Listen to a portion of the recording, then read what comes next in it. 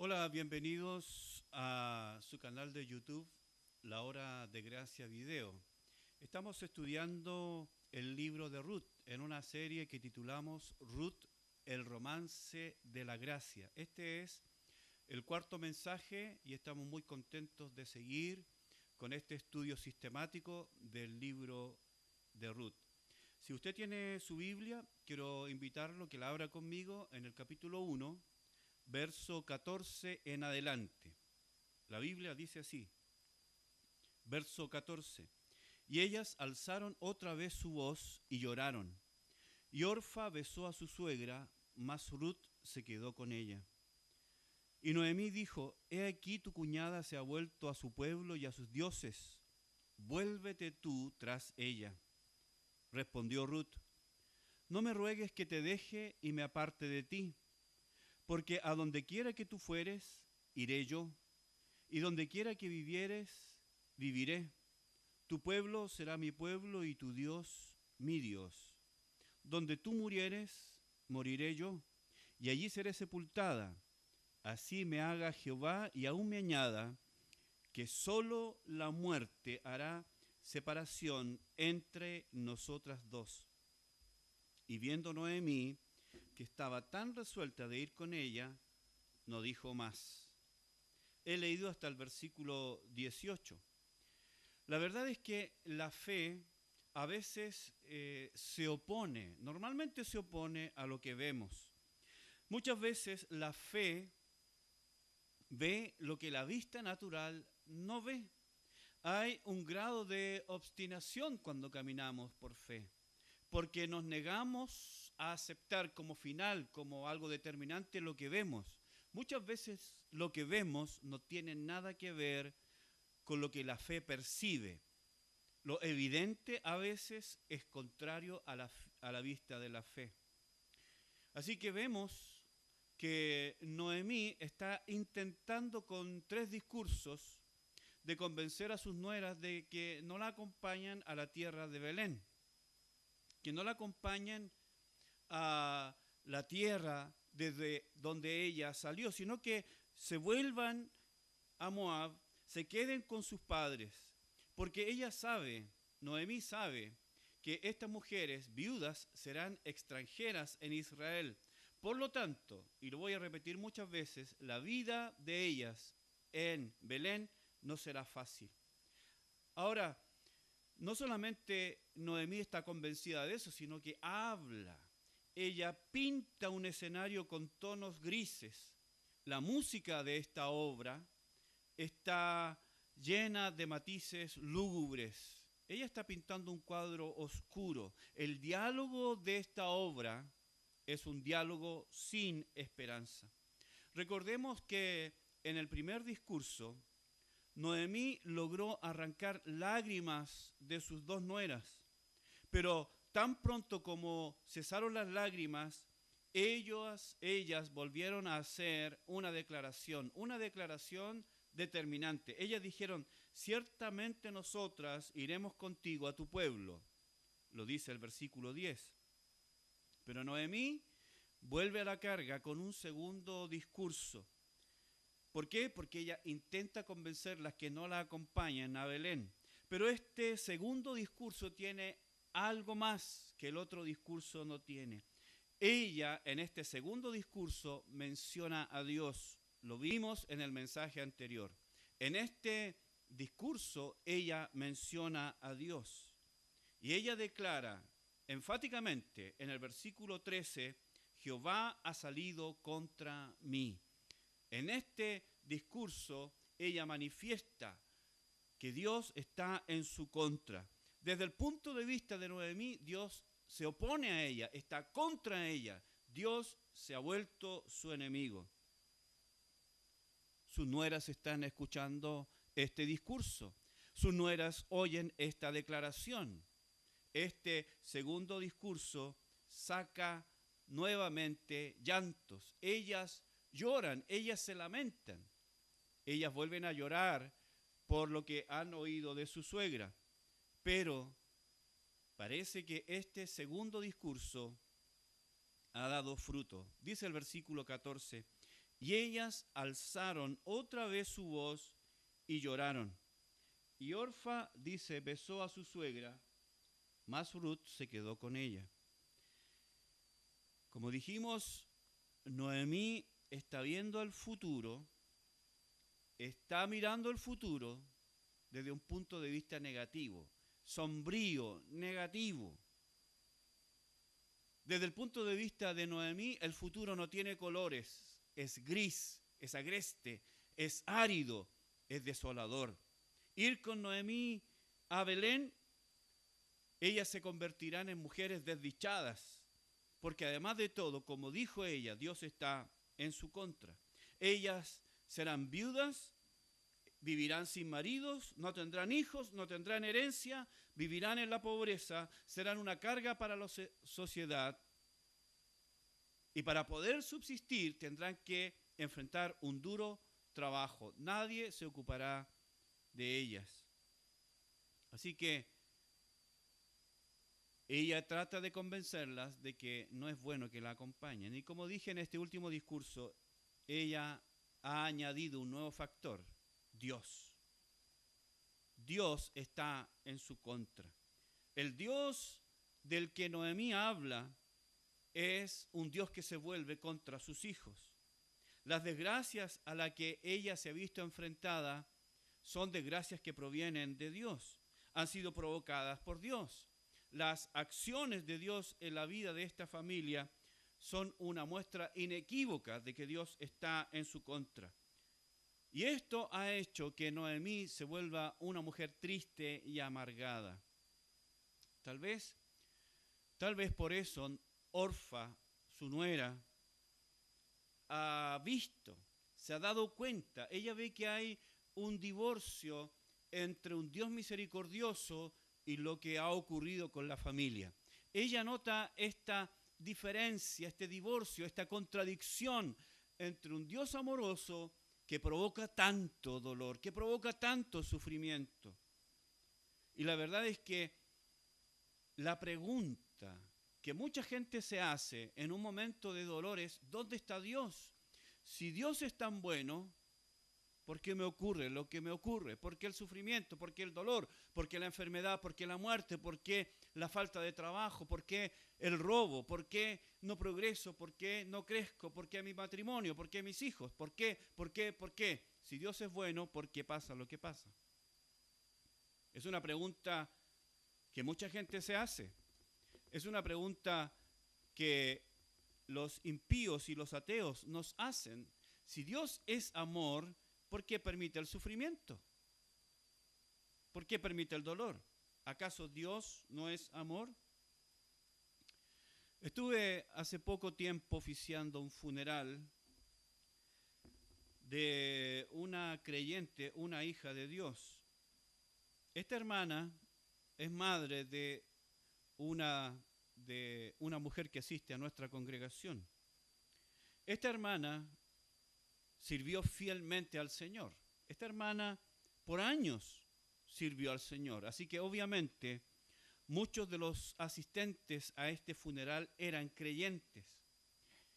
La muerte de esta valiosa mujer provocaba en la mente y en el corazón de ellos muchas preguntas. Para muchos de ellos, la muerte de esta sierva del Señor fiel provocaba una comezón. Ellos no terminaban de comprender por qué razón ella había muerto. Ellos se preguntaban: ¿por qué Dios no la sanó? ¿Por qué Dios no la sanó? ¿Cuál fue la razón por la que Dios no contestó las oraciones y los ayunos de ellos, si fueron muchos? Así que después de oír muchos discursos, uno tras otro, la hija de esta mujer, que es miembro de nuestra iglesia, se acercó para pedirme que yo dijera algo. La verdad, yo pensé que se había dicho mucho, que ya era suficiente, que no era necesario, pero a petición de ella, y también creo que Dios me movió a hacerlo, me puse delante para hablar, decir algunas palabras. Mi discurso giró en torno al carácter de Dios, en torno específicamente a la soberanía de Dios. Yo les pedí a los asistentes que pensaran conmigo, porque ellos tenían estas preguntas en su mente. Yo les dije, piensen conmigo. Yo sé que muchos de ustedes se hacen preguntas sobre Dios, sobre el carácter de Dios esta mañana. Algunos se preguntan, ¿por qué Dios no sanó a nuestra hermana? ¿Por qué Dios no la sanó? Y para esta pregunta hay dos respuestas. Normalmente hay dos respuestas. La primera es que si Dios es un Dios bueno, y lo es, si Dios es un Dios bueno, Él quería sanar a esta mujer, pero no pudo hacerlo. Entonces eso hace a Dios un Dios amoroso, pero impotente. Dios quiere sanar, pero no puede sanar. No tiene fuerza, no tiene la capacidad. Él tiene el deseo de hacerlo, pero no tiene el poder para vencer al cáncer. Pintamos así a un Dios impotente. La segunda respuesta es que sí, Dios tiene el poder para sanar, Dios tiene la capacidad de sanar, pero no lo hace. Eso entonces hace de Dios un Dios indolente, un Dios que no se conmueve con el sufrimiento. Entonces tenemos un cuadro equivocado de Dios. Por un lado, tenemos a un Dios que quiere, pero no puede. Por otro lado, un Dios que puede, pero no quiere. Por un lado es un Dios impotente y por otro lado es un Dios indolente. ¿Cuál es la respuesta? La verdad es que ninguna de las dos. Yo les expliqué a los hermanos que la respuesta bíblica sobre el tema es que Dios siempre es todopoderoso. El cáncer, el SIDA, el accidente cerebrovascular, cualquier enfermedad, Dios lo tiene bajo control. Está sujeto a Dios. Dios es todopoderoso. El cáncer no es más poderoso que Dios. Pero por el otro lado, Dios siempre es poderoso, pero por el otro lado está que Dios es un Dios clemente, siempre clemente. Es un Dios que se compadece, que sufre con nosotros. Es un Dios que se duele del sufrimiento humano. Para Él el sufrimiento humano no es indiferente. Él no es un Dios indolente. La respuesta es sobre esta pregunta es la soberanía de Dios. Dios es soberano y Él sabe cómo, cuándo y por qué hacen las cosas. Yo le dije a los hermanos, ustedes pensaban, ustedes creían que Dios sería glorificado sanando a la hermana. Pero yo les dije, Dios recibió mucho más gloria llevándose a la hermana, permitiendo la muerte de esta hermana. Dios es glorificado mayormente llevándose a esta persona. ¿Por qué? Porque Dios es soberano. Él hace lo que Él ha determinado hacer. Así que Orfa ha oído a su suegra, ella ha visto con sus propios ojos el sufrimiento de su suegra, ella misma ha sufrido en carne propia la muerte de su esposo, pero ha oído de un Dios misericordioso, de un Dios clemente, pero oye a esta mujer quejándose, viviendo en amargura y tristeza. Hay un divorcio, hay una separación, una ruptura entre un Dios misericordioso y el sufrimiento humano. Así que esta mujer, llorando, decide besar a su suegra y volver a su tierra. Después de oír esto, Orfa besa a su suegra y vuelve a su tierra. Con este beso, Orfa no solo sale de las vidas de Ruth y de Noemí, sino que ella sale del registro bíblico. Nunca más esta mujer es mencionada en el relato de Ruth, nunca más aparece. No solamente salió de sus vidas, salió de la escritura, salió del destino, salió de los propósitos de Dios. Eso es lo que pasó con Orfa. El versículo nos dice que Orfa se fue, pero Ruth se quedó con Noemí. Ella se quedó con su suegra. Esa frase se quedó con ella, en el hebreo, es una palabra, es la palabra davak. La palabra davak quiere decir aferrarse, quiere decir pegarse como se pega con un pegamento.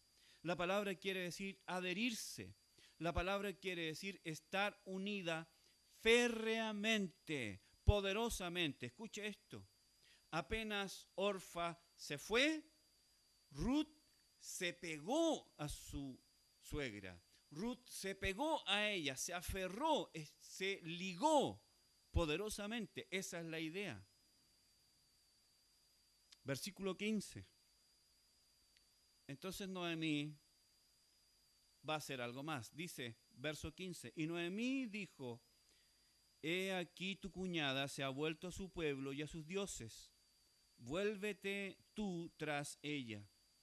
Este verso, el versículo 15, registra el tercer discurso de Noemí tratando de convencer a sus nueras. Ya ha convencido a una, le falta la otra. Tiene que convencer a Ruth. Ruth sabe, ya lo sabe, su suegra se lo ha dicho anteriormente. Ella sabe que el irse a Belén no será una vida fácil, no será de ninguna manera. Con toda seguridad le esperan momentos difíciles, días largos, días tristes, tal vez trabajando duramente para conseguir un poco de sustento, un sustento básico. Ella sabe que estando en Belén la vergüenza la acompañará porque ella es extranjera y seguro nadie la tomará en cuenta ni proveerá para ella. Así que el mandato de Noemí en este verso 15 es vuélvete tras ella. En otras palabras, sigue los pasos de Orfa, sigue los pasos de ella. Así que Ruth tiene que escoger entre Noemí por un lado y Orfa por el otro. Entre Noemí y Orfa. Ruth está en medio. Orfa se ha vuelto a su pueblo, Orfa se ha vuelto a sus dioses. Ruth está en medio y tiene que decidir. Recuerde que el culto a los dioses paganos, a los dioses moabitas, consistía en sacrificios humanos, principalmente de niños. Así que no es una cosa fácil para Ruth. La indicación de Noemí es que Ruth vuelva a su tierra, a su pueblo, a sus tradiciones, a su cultura, a su familia, a sus cultos idolátricos.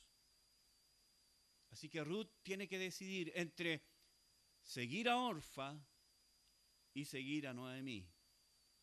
Ahora, Ruth no tenía cómo saberlo. Estaba lejos de su comprensión, pero esta decisión que Ruth va a tomar la pone en un lugar gravitante dentro de la historia de la raza humana. Pero tan así es, pastor, tan tremendamente importante es esa decisión. Escúcheme, sí. Ella no tiene cómo saber, es una decisión entre su suegra y su cuñada. Entre su suegra y Orfa, entre Noemí y Orfa, entre Belén y Moab. Ella no tiene cómo saber, pero la decisión de ella es tremendamente importante. ¿Por qué? Porque Ruth se va a convertir en familiar del rey David. Y el rey David es un antepasado del Señor Jesucristo. Escúcheme, en este plan eterno de Dios, la pieza de Ruth no sobra. Ruth es tremendamente importante. Así que su decisión es gravitante para el cumplimiento de las profecías del Mesías. ¿Se da cuenta? Así que no era una decisión simple. De la decisión de Ruth, de la determinación de Ruth, depende el linaje del Mesías, Jesucristo. Vamos a ver la respuesta de Ruth, versículo 16 al 18. Dice, respondió Ruth, no me ruegues que te deje y me aparte de ti, porque a donde quiera que tú fueres, iré yo, y a donde quiera que vivieres, viviré. Tu pueblo será mi pueblo, y tu Dios, mi Dios. Donde tú murieres, moriré yo, y allí seré sepultada. Así me haga Jehová y aún me añada, que solo la muerte hará separación entre nosotras dos. Y viendo Noemí que estaba tan resuelta a ir con ella, no dijo más. Así que esta decisión de Ruth es gravitante, es importantísima, porque de su decisión depende el linaje del Mesías. Así que esta decisión de Ruth, esta decisión que se menciona en los versículos 16 al 18, es una decisión que rompe con todo lo que Ruth era antes. Rompe con todo lo que ella conocía hasta ahora. Con esta decisión ella deja atrás padre, madre, hermanos, hermanas, familiares, gente conocida, su pueblo, su cultura, sus tradiciones, sus dioses. Rompe con todo. Obviamente rompe con su participación en los cultos paganos. Así que esta mujer determina dejar atrás todo para acompañar a esta mujer que en términos reales y concretos no es su propia sangre. Ella se unió con su hijo, pero en ese matrimonio nació esta lealtad hacia su suegra. Y además es una decisión para servir a un Dios que hasta ahora solo le ha quitado. La fe de Ruth está puesta en un Dios que hasta ahora solo le ha quitado. Un Dios que solo le ha complicado la vida. Así que notamos en esta decisión el amor que Ruth tiene por su suegra. Es un amor, pero no es un amor suave, liviano, light. Es un amor de compromiso. Un compromiso que no nace de las promesas de mejores días. Porque no hay mejores días prometidos. No hay ninguna esperanza. Pero Ruth tiene convicciones y tiene determinación. Lo vamos a ver. Así que la decisión de Ruth tiene un peso de una promesa inquebrantable. Lo que Ruth está diciendo acá tiene el peso de una promesa solemne, de un pacto, que ella jamás abandonará a su suegra. La promesa de Ruth tiene 4 partes. La primera parte es Ruth con Noemí, Ruth con su suegra. Esa es la primera parte. Ruth declara que no dejará a su suegra. Donde quiera que Noemí vaya, ella irá. Donde quiera que Noemí viva, Ruth vivirá. Ruth adoptará la manera, el lugar de vida que Noemí determine. Donde sea que ella vaya, Ruth estará con ella. La segunda parte de este compromiso es con el pueblo de Noemí. Ruth le dice, tu pueblo será mi pueblo. Ruth declara que ella está dispuesta a volverse hebrea, a dejar de ser moabita, a adoptar la cultura, la tradición, los valores, la historia del pueblo hebreo. Con esto ella manifiesta que está dispuesta a entrar a la cultura judía. Número 3, es una promesa con el Dios de Noemí. Ruth le dice, tu Dios será mi Dios. Orfa, recordemos que no solamente volvió a Moab, sino que volvió a sus dioses. Con esta determinación Ruth dice, dejo atrás los dioses paganos y me vuelvo a Dios, a Jehová, al culto a Jehová.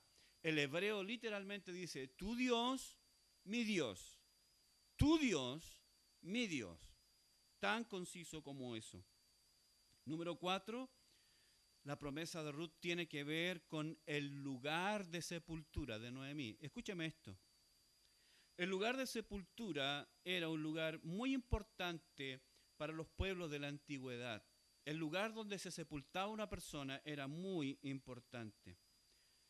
Recuerde que la declaración de Ruth es donde ella sea sepultada, donde Noemí sea sepultada, ella será sepultada. Con esto está diciendo que ni la muerte logrará separarlas. Ni la muerte logrará separarlas. ¿Por qué? En los votos matrimoniales nosotros decimos hasta que la muerte los separe. La muerte los separa. Pero Ruth dice, ni la muerte nos separará, porque donde tú seas sepultada, yo seré sepultada. Donde tu cuerpo sea puesto, mi cuerpo será puesto. Así que la muerte no nos podrá separar. Qué tremenda resolución. Qué tremenda determinación. Qué tremendo compromiso que Ruth tiene con su suegra. Y la Biblia nos dice que cuando Noemí vio que estaba tan resuelta, no dijo más. No tenía nada más que decir. Vio que las palabras de Ruth eran palabras de compromiso, palabras de fidelidad. Cuando vio que Ruth estaba resuelta, no dijo más. La palabra resuelta en el hebreo es la palabra amat. Y esta palabra es la palabra que se traduce como hacer fuerte algo, fortalecer. La idea de este verbo es la de estar determinado. En otras palabras, endurecido. Escúcheme. Noemí vio que Ruth, con su declaración, estaba endurecida a algo, determinada a algo.